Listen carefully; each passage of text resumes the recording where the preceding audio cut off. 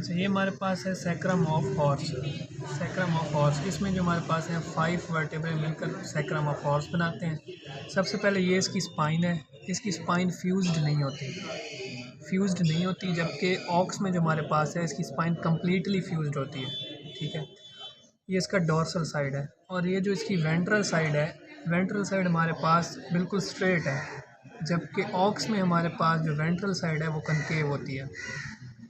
और जो हॉर्स में जो विंग्स हैं, ये हॉर्स में स्ट्रेट हैं, जबकि ऑक्स में डायरेक्टली डाउनवर्ड होते हैं, डायरेक्टेड डाउनवर्ड। ठीक है, उसके बाद ये हमारे पास डॉर्सल साइड पे ये जो फोरामिनाज हैं, इन्हें हम कहते हैं डॉर्सल सैक्रल फोरामिना।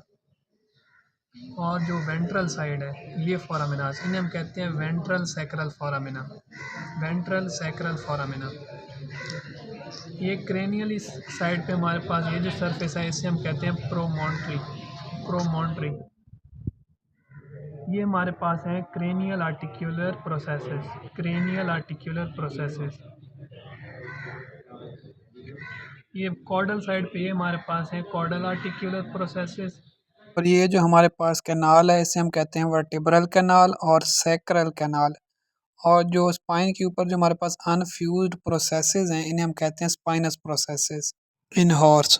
ये है हमारे पास सैक्रम ऑफ ऑक्स। इसमें जो हमारे पास स्पाइन है वो कम्प्लीटली फ्यूज्ड होती है और इसे हम कहते हैं मीडियन सैक्रल क्रस्ट। और जो विंग्स हैं डायरेक्टेड डाउनवर्ड हैं, जबकि जो हमारे पास हॉर्स है उसके जो विंग्स होते हैं वो हमारे पास स्ट्रेट होते हैं, जैसे कि इसमें है। इसमें विंग्स हमारे पास स्ट्रेट हैं। इन विंग्स के दरमियान में एक ये जो सरफेस है इसे हम कहते हैं प्रोमोन्ट्री। प्रोमोन्ट्री। उसके बाद ये हमारे पास हैं क्रेनियल आर्टिक्यूलर प्रोसेसेस।